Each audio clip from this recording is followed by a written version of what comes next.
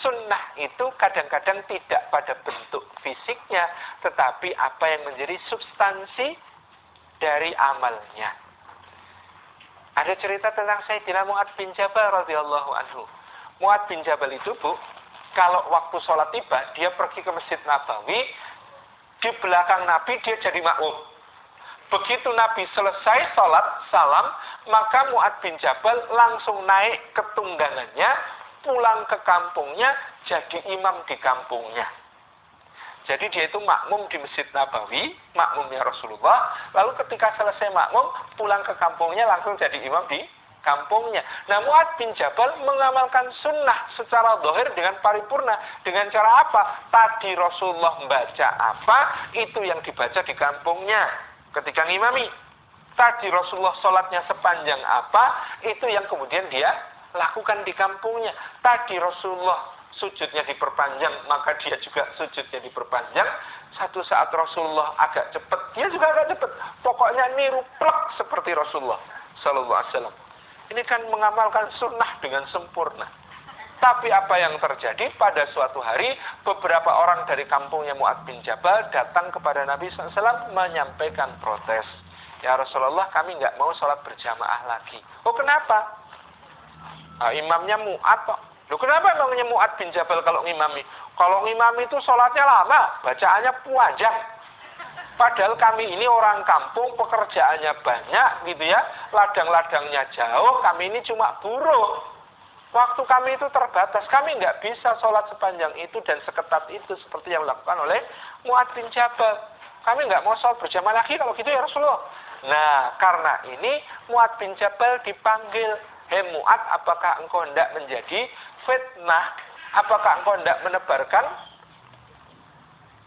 satu perpecahan? Apakah engkau hendak menjadikan Allah dan Rasulnya bahan olok-olokan dan syiar-syiar Allah ditinggalkan?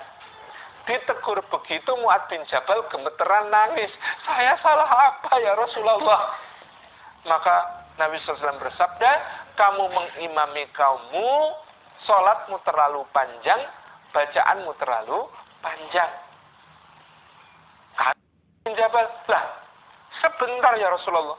Saya ini kalau sholat, persis pelak sholatmu ya Rasulullah. Engkau baca apa, saya baca itu juga di kampung saya. Sepanjang apa engkau sholat, sepanjang itu pula saya sholat ya Rasulullah.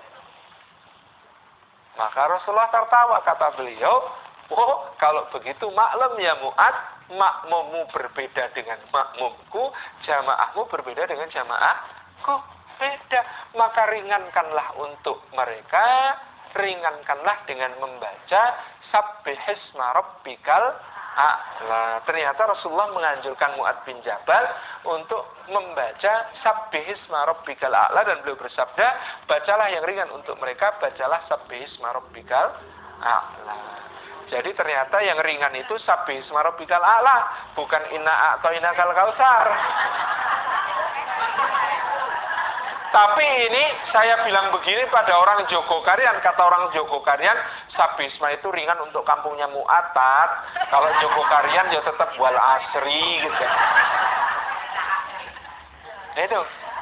Jadi hakikatnya di sini kita menemukan sunnah itu apa? Kadang-kadang bukan niru plek.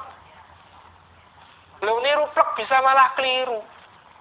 Kalau kemudian ada imam ngimami sholat di masjidnya, saya mau persis Rasulullah, tapi kemudian jamaahnya bubar, nggak mau sholat di situ, itu namanya bukan mengamalkan sunnah. Kalau ada orang gitu ya mengajarkan sunnah-sunnah Nabi Shallallahu Alaihi Wasallam, lah kok orang makin jadi takut, makin jadi nggak mau beragama. Aku ogah kayak gitu, fanatik, serem. Aku ogah kayak gitu, ekstrim. Tahu ekstrim, Bu? Ada rasa vanila, strawberry, coklat.